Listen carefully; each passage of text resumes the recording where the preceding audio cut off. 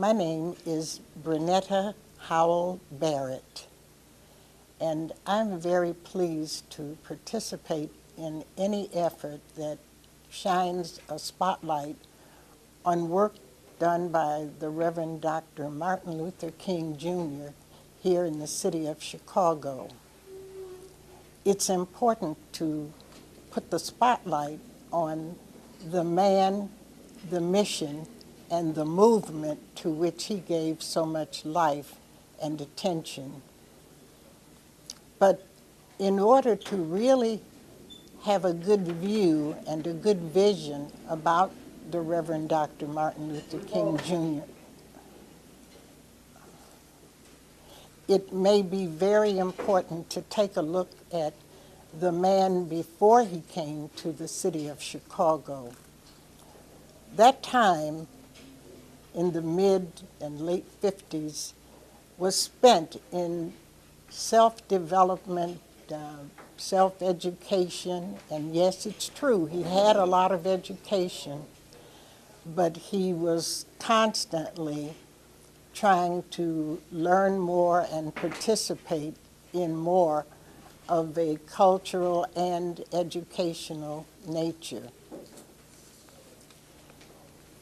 Dr. King, some people might not know, was a lover of opera, and that meant that he had to immerse himself at times in languages that were not his native tongue.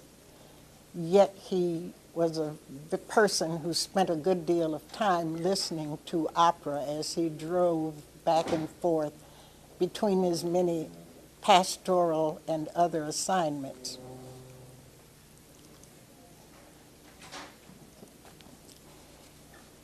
Dr. King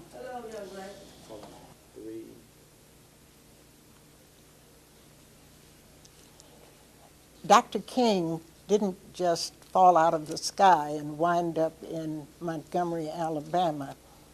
But when he did, in the mid-50s, with his wife, Coretta Scott King, they both were taking on a mission that would prove to have some significance, not only for the city of Chicago, where he made a tremendous impact, but for the entire world. And that certainly was indicated by his receiving the Nobel Peace Prize. But let me say that Dr. King was a very open-minded person, and it was that open-mindedness that had a lot to do with his coming to the city of Chicago. The first thing was that he was collaborative and that he valued, for starters, the opinion of his wife, Coretta Scott King, who was a gifted musician, a singer who was on the verge of a very promising career, but who decided to forego her career and go back to the South, to their southern roots in Montgomery, Alabama, with her husband when he was called to take up pastoral duties there. And so Coretta Scott King sometimes is not given a significant measure of attention for what she went through as she supported the Reverend Dr. Martin Luther King through the times when their home was bombed, when she had to be fearful and taking care of their children by herself while threats against his life and the lives of their family members were falling all around their heads. So Coretta Scott King played a very important role in the work that Martin Luther King, Jr. would ultimately perform. But he was a collaborator, and shortly after he got to Montgomery, Alabama, a couple of things had happened, and one of them happened before Rosa Parks and her historic action that set off a movement that is still talked about in awe to this day. And that was that a 15-year-old girl, Claudette Colvin, was the first to actually refuse to go sit at the rear of a bus in Montgomery, Alabama. And her being handcuffed, thrown off the bus, and arrested and taken to jail stirred up a measure of outrage. And while it didn't compare to what would happen after Rosa Parks was arrested later, it certainly sowed the seeds of unrest and outrage and attention that needed to be given to injustice there in Montgomery, Alabama. And so let's fast forward a bit to Rosa Parks. After saying that Claudette Colvin was convicted but given time off so she didn't have to spend any time in jail for breaking the law that was so unjust. And so after Rosa Parks decided that she was not going to give up her seat to a white person on a Montgomery bus, the word started getting around about her arrest. And I think it's important, again, to look at how Martin Luther King, Jr. was able to collaborate and to open his mind and his ears to what other people had to say and what they were thinking. And that is because it was a group called the Women's Political Council in Montgomery, a group of politically interested black women who first came up with the idea of a protest and a boycott in Montgomery. And then they passed that suggestion on to a man who became one of Martin Luther King's very trusted colleagues, E.D. Nixon, who was a sleeping car porter, but also who headed an organization in Montgomery called Progressive Democrats. And so he, by that time, had gotten to know Dr. King and called him to tell him about Rosa Parks' arrest. And it was at that point that E.D. Nixon formally proposed a boycott of the bus system in Montgomery, Alabama.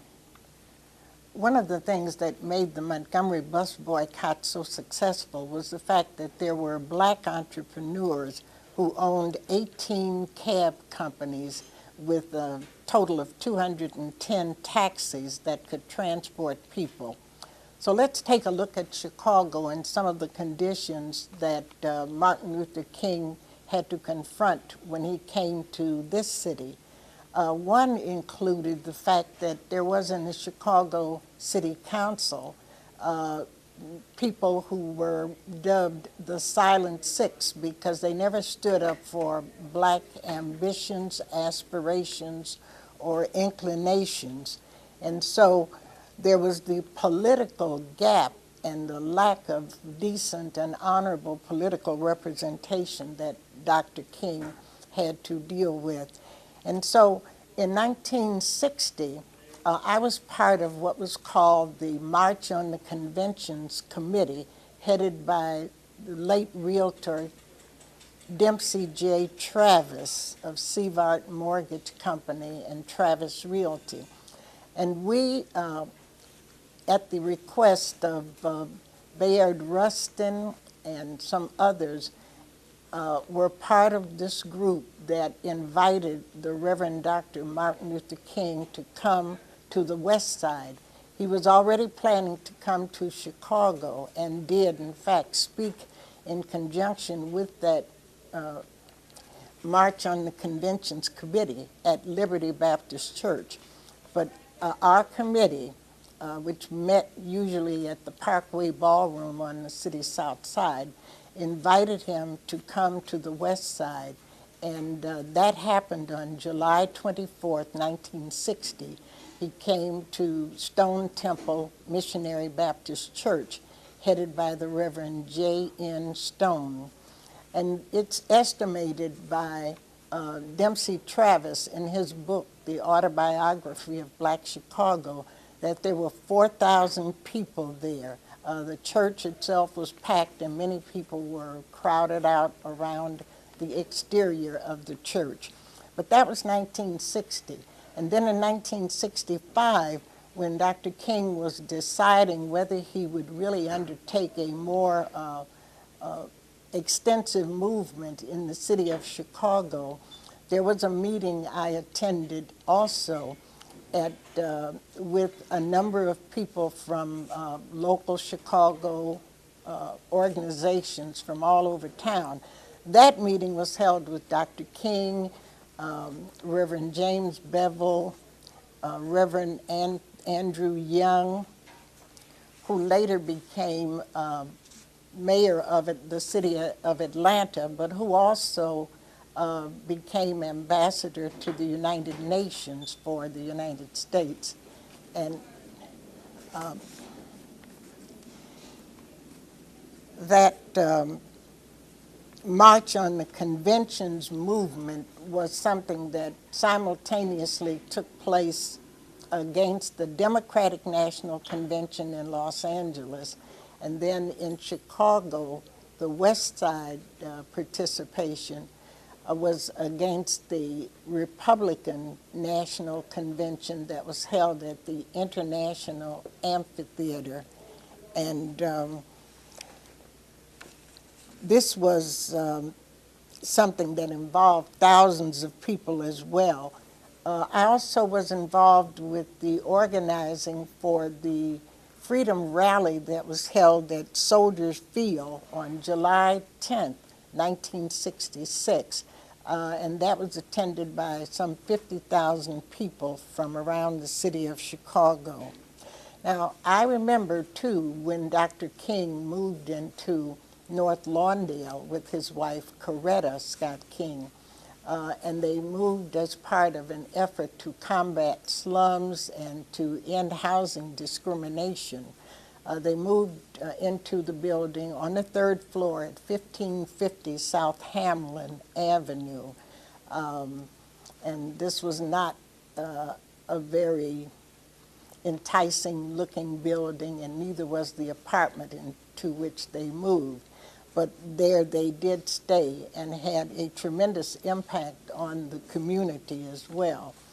During that time, there was a political organization that had been formed called Protest at the Polls, and that organization focused on trying to combine the marches and demonstrations with action at the ballot box by running candidates and by encouraging African Americans to become registered to vote.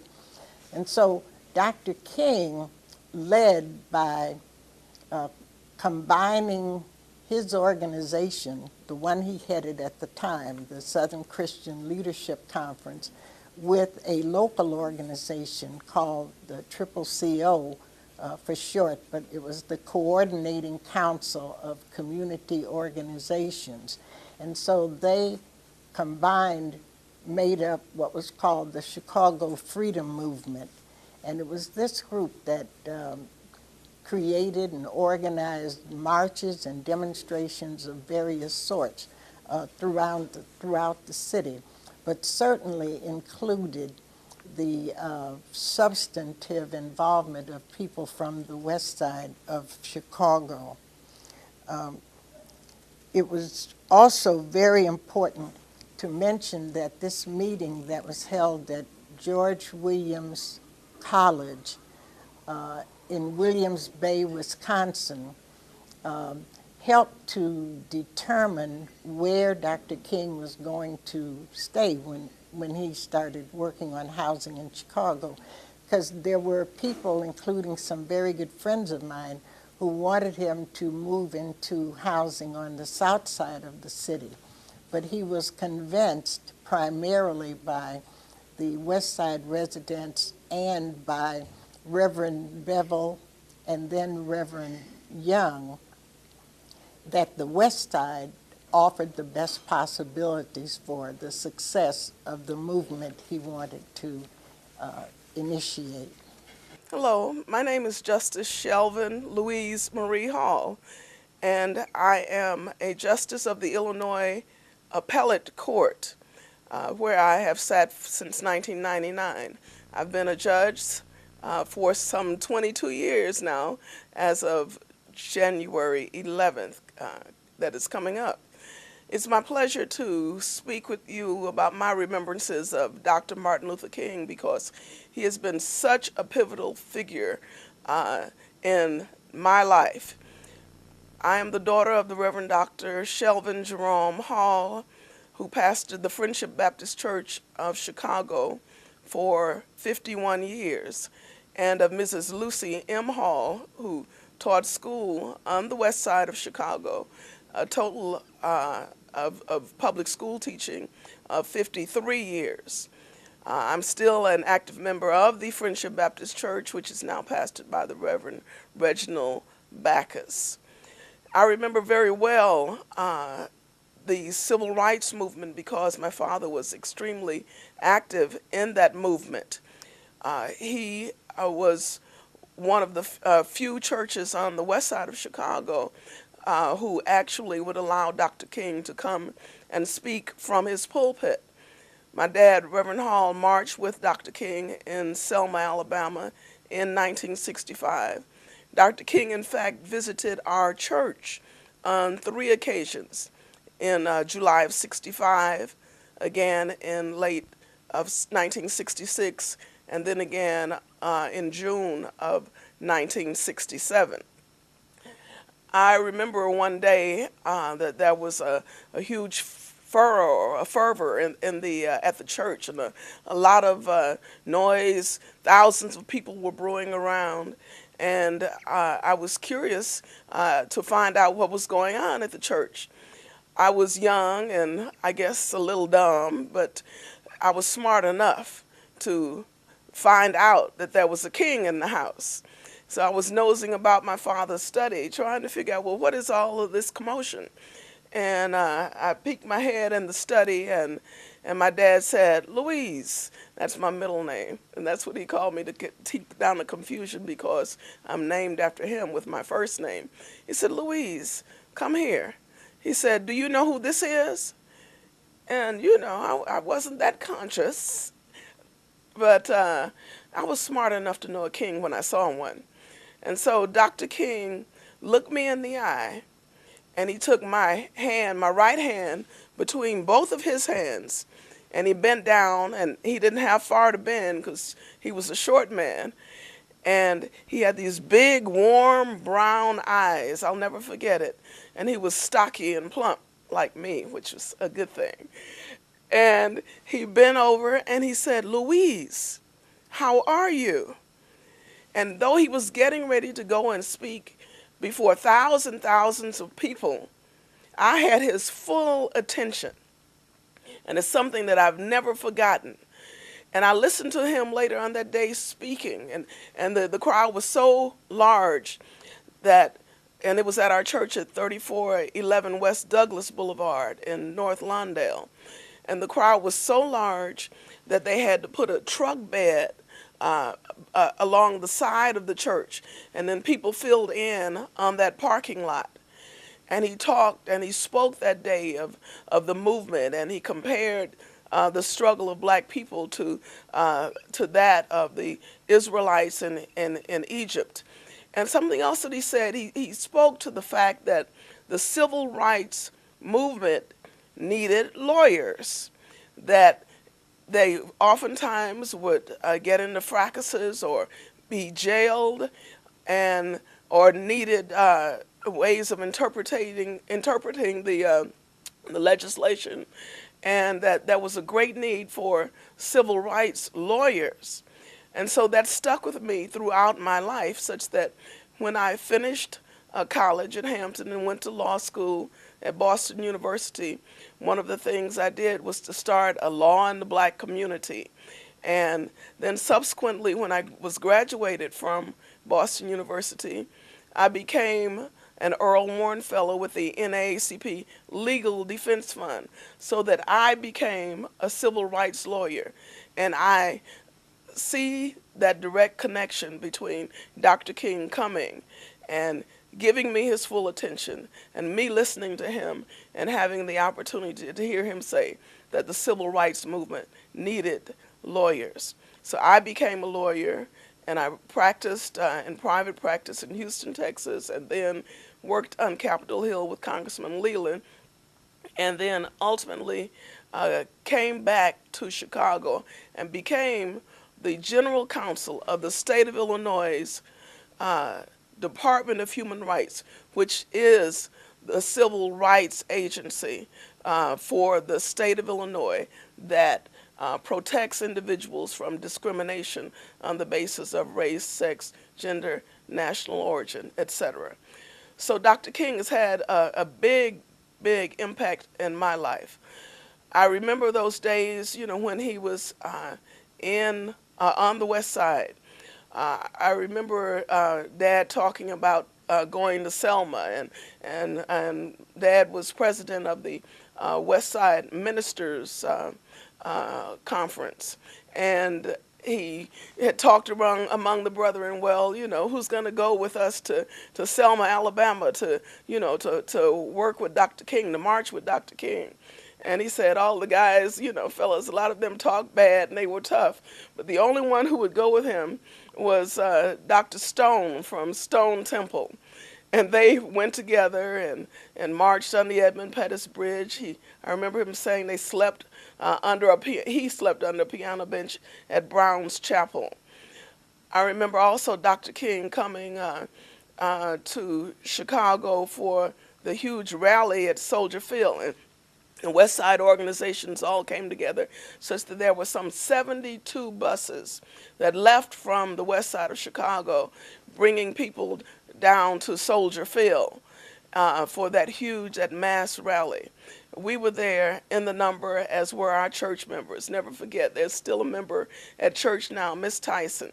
That night over that radio, you heard Dr. King speaking, and then you could hear her shrill, piercing voice going, "Amen!" She's still giving that amen even today. Dr. King has had such an impact, in addition to his concerns across the country. The West Side ministers and other organizations thought that it would be a good thing to invite Dr. King to come, and Dad was president of the West Side ministers at the time, to come and to focus on the issue of the poor housing conditions on the west side of Chicago. And as a result of that, they invited him, and he came to the west side. And I have a picture in a brochure that I wrote back in 1986 called Dr. King and the West Side Dream, as told from the perspective of the Friendship Baptist Church. And he came, and Dr. King came, and with Mrs. King as well. I have a picture of Mrs. King shoveling debris from one of the houses where the conditions were dilapidated. It was rat infested and roach infested, and they were trying to demonstrate, how it needed to be cleaned up. The brochure which I did, Dr. King and the West Side Dream, shows. That's Dr. King at Soldier Field, but this is Mrs. King and Dr. King shoveling and cleaning up at that tenement building on the west side, and it was located at 1321 South Holman Boulevard. And additionally, in 1966, and in fact, there's a picture of Dr. King with my father, Reverend Hall, and Al Raby, Dr. King here, Mrs. Cherita King, at 1321 South Holman, and that was on February 16th of 1966 when they were there cleaning up. And then later on, Dr. King actually moved in to 1558 South Hamlin, 1558 South Hamlin, and that was his residence. And they moved in, and that was in the neighborhood of Friendship Baptist, in order to demonstrate and bring more attention to the fact that the housing conditions on the west side needed to be attended to by the city of Chicago and by the various agencies and organizations, that that black people on the west side of Chicago deserved to live in better conditions. And that was the focus. And from that movement and focusing on fair housing, so many groups came from Dr. King, having visited and having lived there and having taken that posture.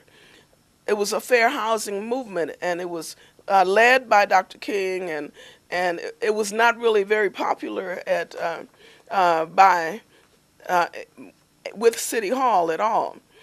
They had indicated in the particular building that they were talking about on Hamlin, there were more than 23 violations of the Chicago Housing Code, and falling plaster, and there was no heat, and the tenants were all black, and they really needed assistance there.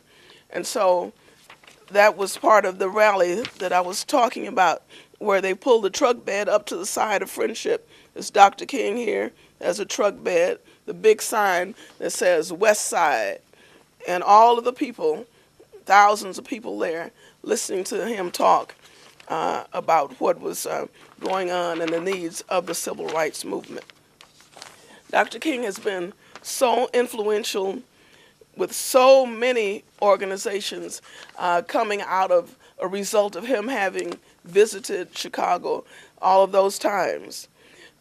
Some of them that have been spawned were the Leadership Council for Open Metropolitan Communities, and that is the premier fair housing organization.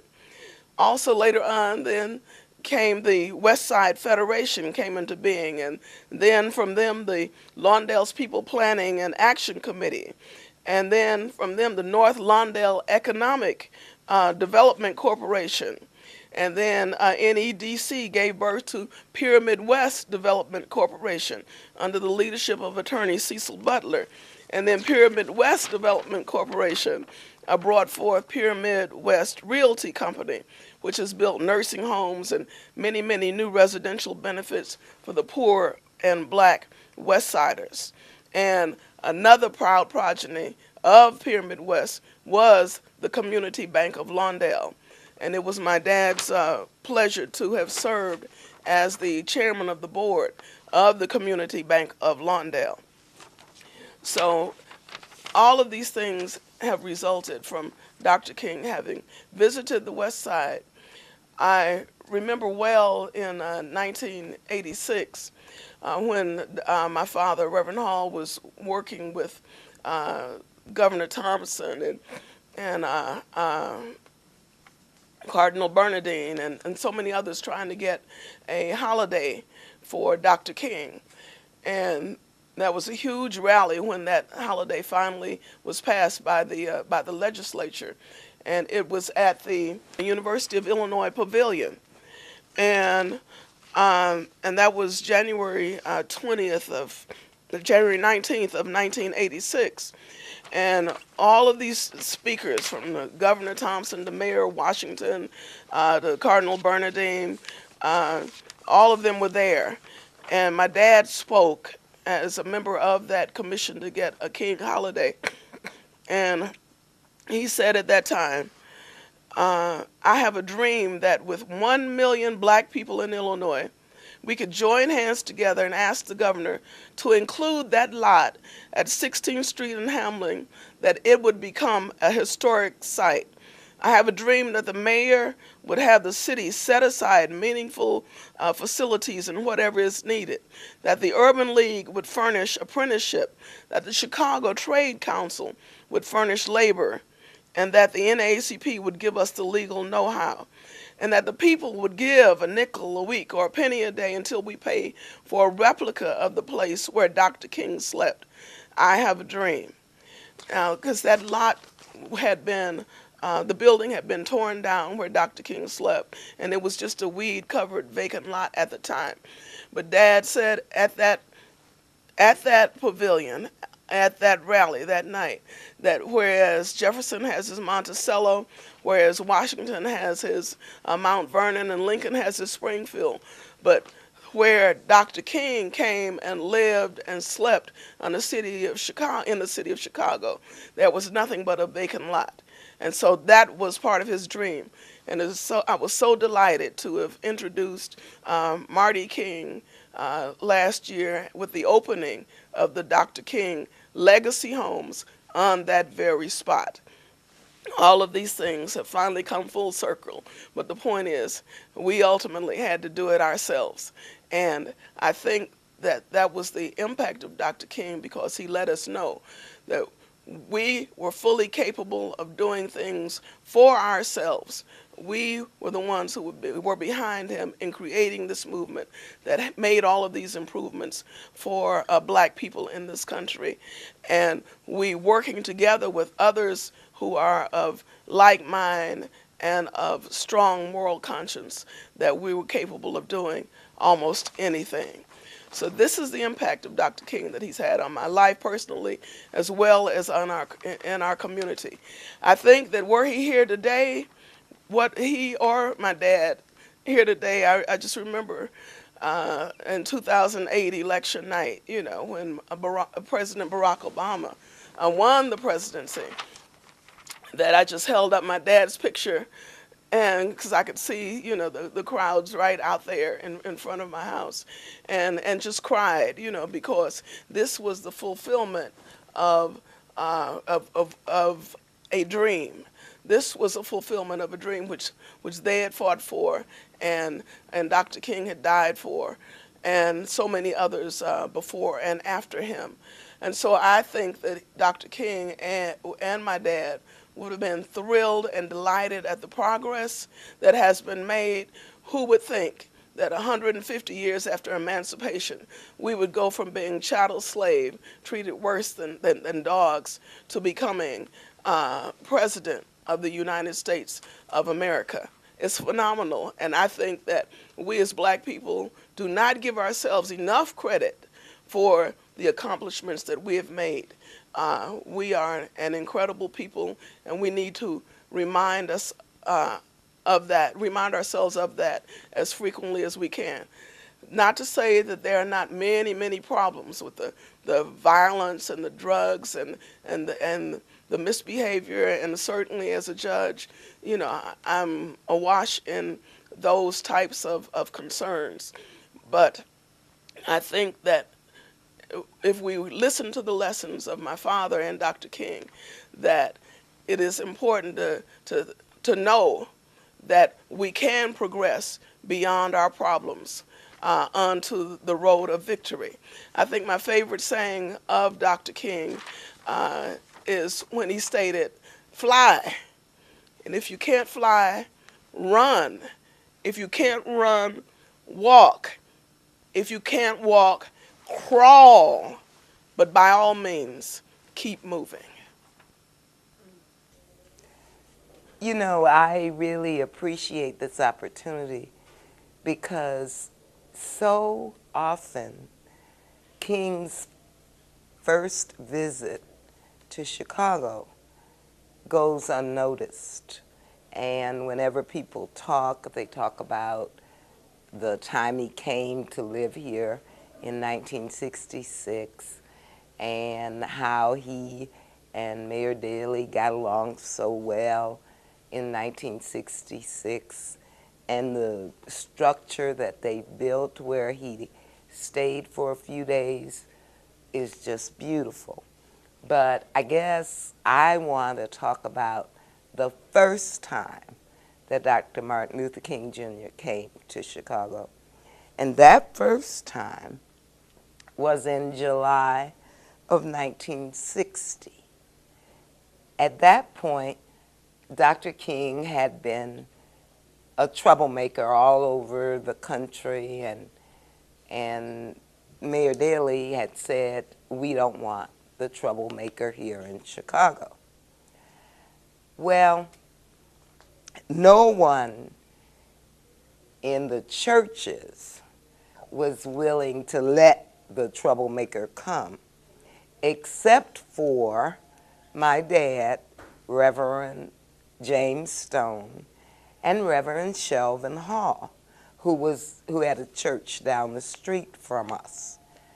So, because my dad was from Georgia and knew very well Martin Luther King's daddy, he called him and he said, "I hear your son wants to come to Chicago."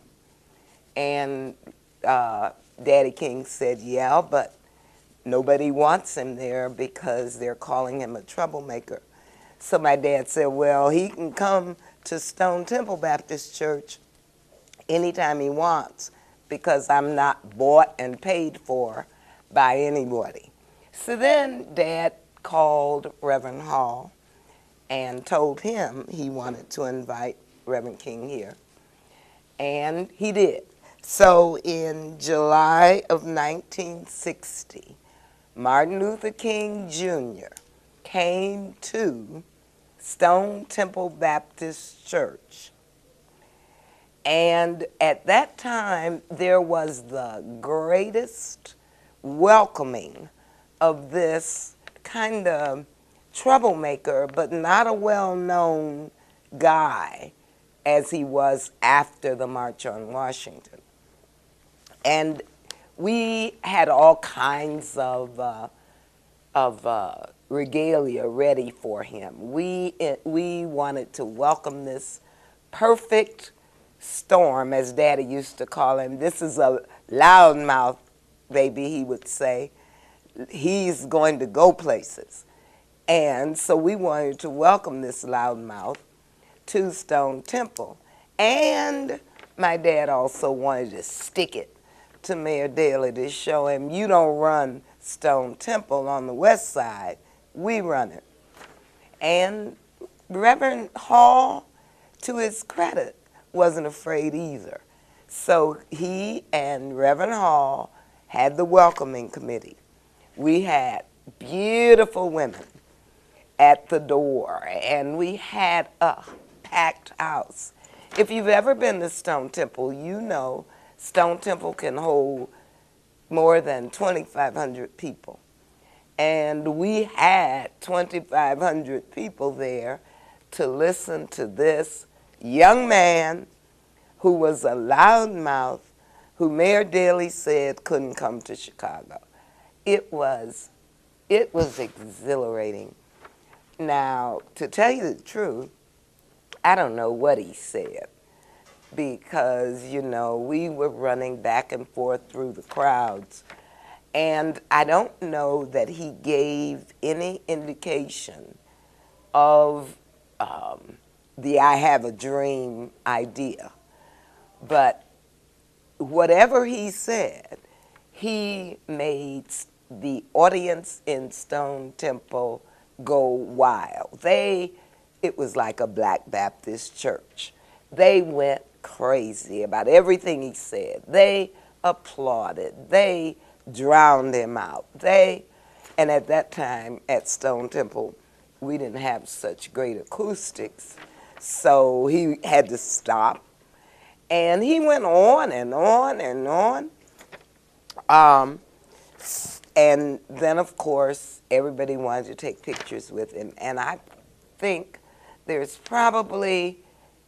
are probably more pictures extant with Dr. King during that time than there are when he came back in 1966. Everybody has a picture of Dr. King with Reverend Hall, with the deacons of the church. The Austin News, who used to report on this every year, has pictures of that occasion. So there are probably plenty of pictures extant of Dr. King on the west side for the first time before he came to live here for a couple of days, where everybody wanted to be with, be shown with, be connected to the Reverend Dr. Martin Luther King. Well, you know, he became famous, really famous, after the March on Washington. And my daddy used to say, I ain't going to the March on Washington. Why, Dad?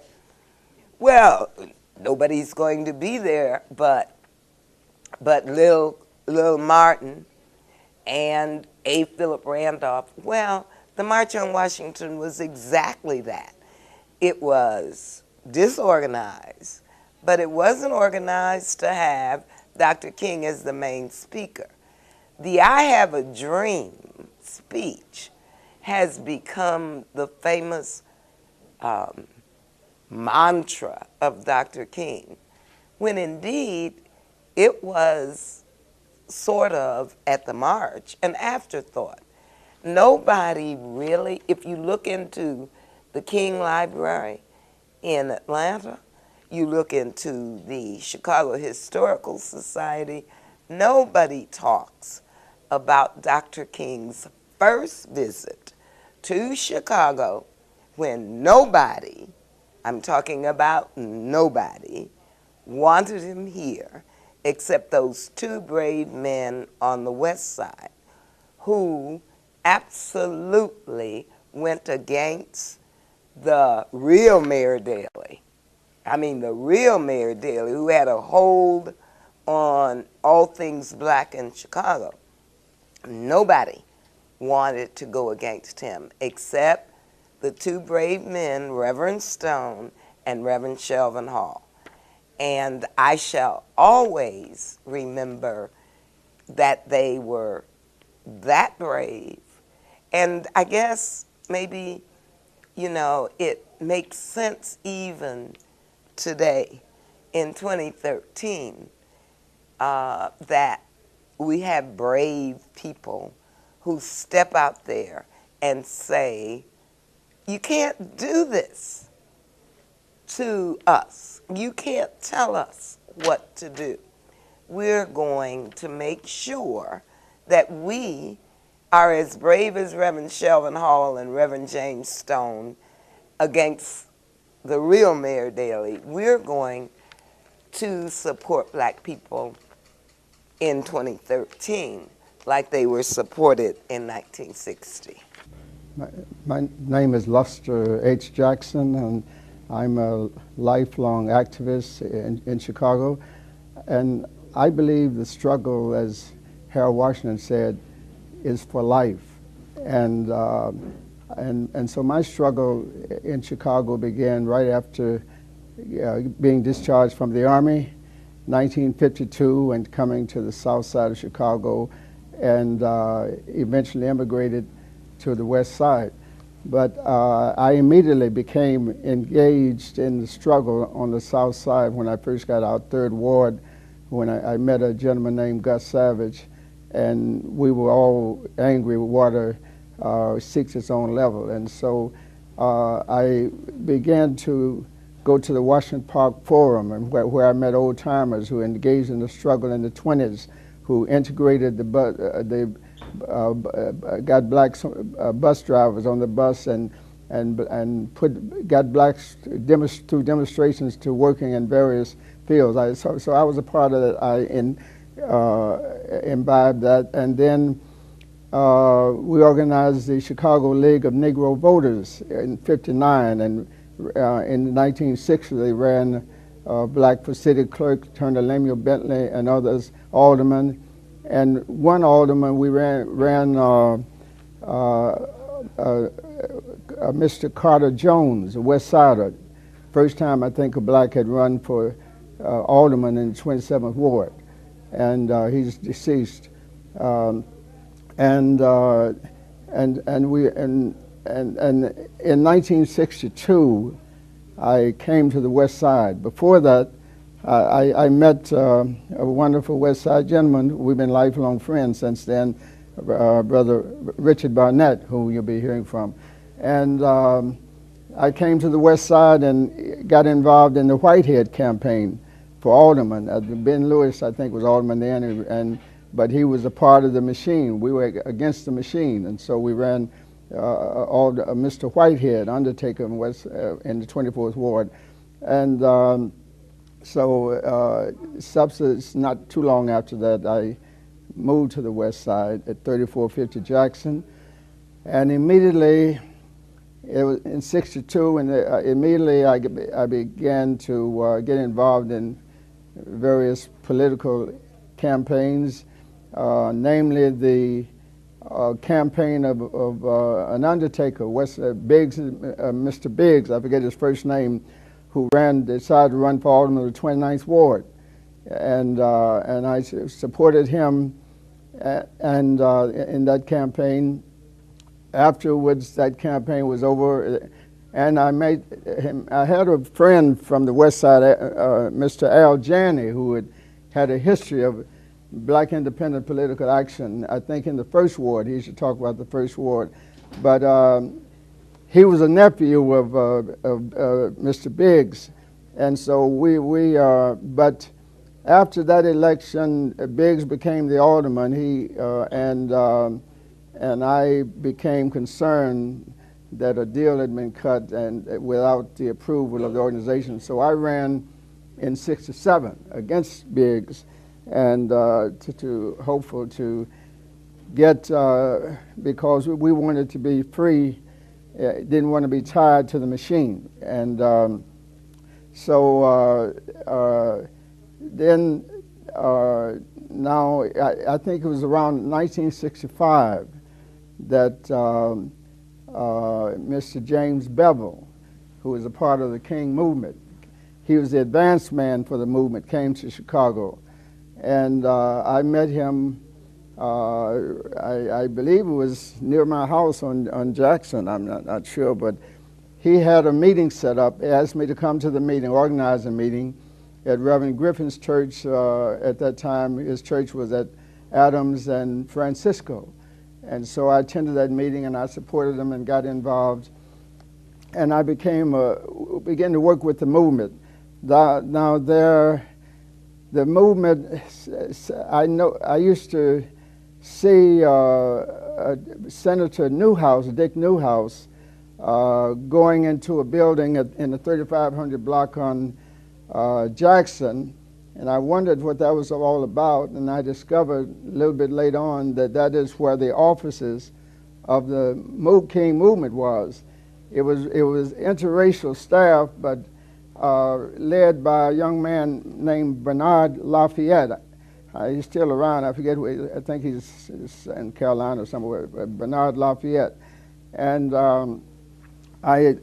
since I lived down the street, I would often work all day and come home, and before I go to bed, I go to the office for an hour or so, and to be supportive in whatever I could do. I helped to organize the Union to End Slums, which was the idea was to eliminate slums in Chicago. And the movement organized all of the tenants. They selected Condor and Costales Real Estate, which was one of the largest slumlords on the west side. And so the movement organized all of their tenants, and which improved the life of the tenants and put Condor and Costales out of business. They decided they couldn't stand that, couldn't fight that. And so that was a major achievement, and it was at that time, the movement had been successful in its struggle against slum lords, and just before King died, he was beginning to talk about getting the slums out of the people and talk about tenants' responsibilities and that sort of thing. That's what he was beginning to deal with. Now, before the '67 elections, the movement, the King movement itself, it set up a voter registration program where they brought in Jose Williams, who was one of the King's lieutenants from Georgia, and who I think he was kind of led that. and they had several rallies. One was at 47th and King Drive, whose pastor, Reverend Jackson, was I think it was a classmate of King, or schoolmate anyway. And then at several West Side churches, we had rallies, and brought in John Conyers from Detroit, and so trying to rally the people and increase the voter turnout and the registration numbers. And so of course I lost that election. I ran 6 or 7 in that election, and I lost. There were several of us running, and the King movement supported me because I had supported them. Now the movement had a church. There's a white minister who pastored the church at Warren and Albany. It was called the Warren Avenue Congregational Church at that time. Now it's a Baptist church, and that pastor practically turned that church over to the movement, and that's where they had staff meetings and staff rallies or whatever, and that's many times they would come in here. Edna would feed them and all of that. But a lot of activity went on there. I guess mostly training, nonviolence, whatever. Many times you could see Dorothy Tillman and others walking the street here, and this area has a great history.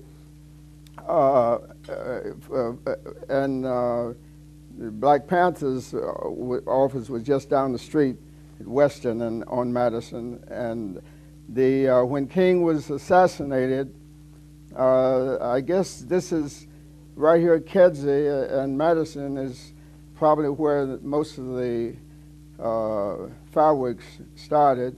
Yeah, when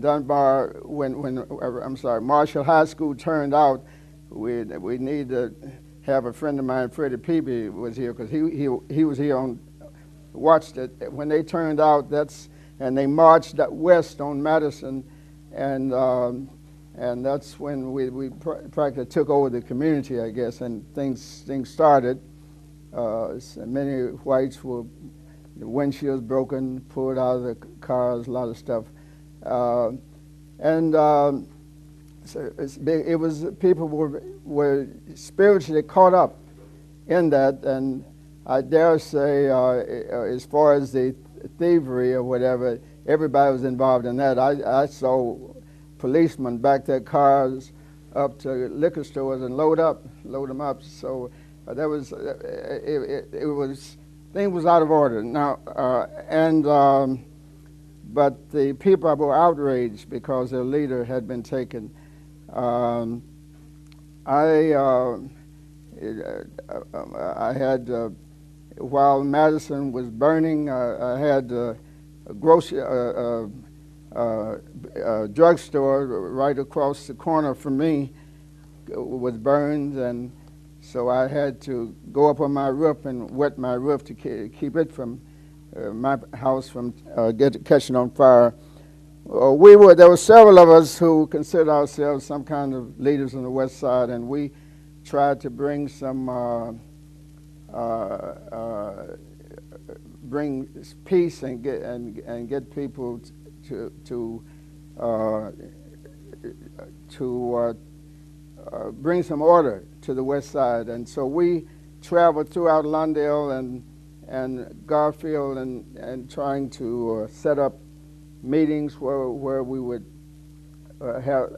allow people to express themselves and that sort of thing.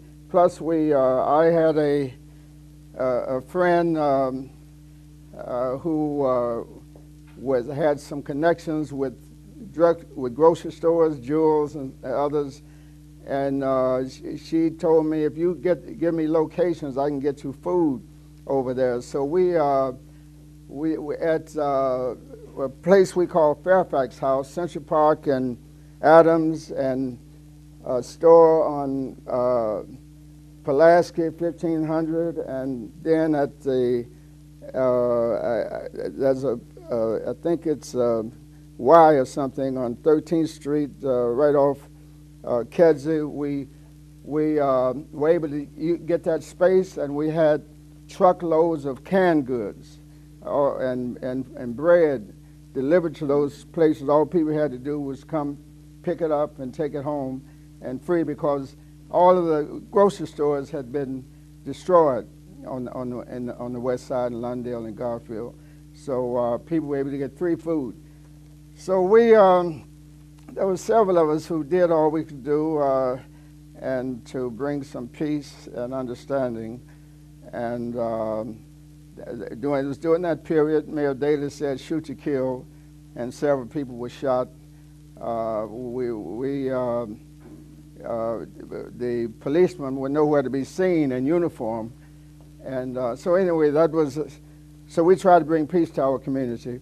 At that point, that's when I was on Sunday, April 7th, 68, I had a meeting of about 20 people in my house that adjourned at 1 o'clock in Monday morning. And when I was getting ready to go to bed, retire, a lady come to my house and said, my husband been arrested. And I knew he had just left my house, so he couldn't have done anything. And I went out, grabbed my coat and went out, and a National Guard truck full of National Guard soldiers was right out in front of my house with a police car, unmarked car in front. And they had arrested a young man who had just left my meeting and in my house. And so I was, they said I was interfering with a police officer and resisting arrest, so they arrested me also. And so for that, after the appeal process and all that, I ended up doing 22 nights in jail. They let me out on release, work release. Now, we had about 20 people, so I had plenty of witnesses, but the judge Went, I'll never forget that guy's name, Went, decided that even though they were businessmen, they were people all walks of life, he decided that my witnesses were not credible. And so so that's a story, and I'm delighted to share that, and I'm glad. I congratulate the congressman for empowering you all to put this story together. Let us tell our story. All right, thank you.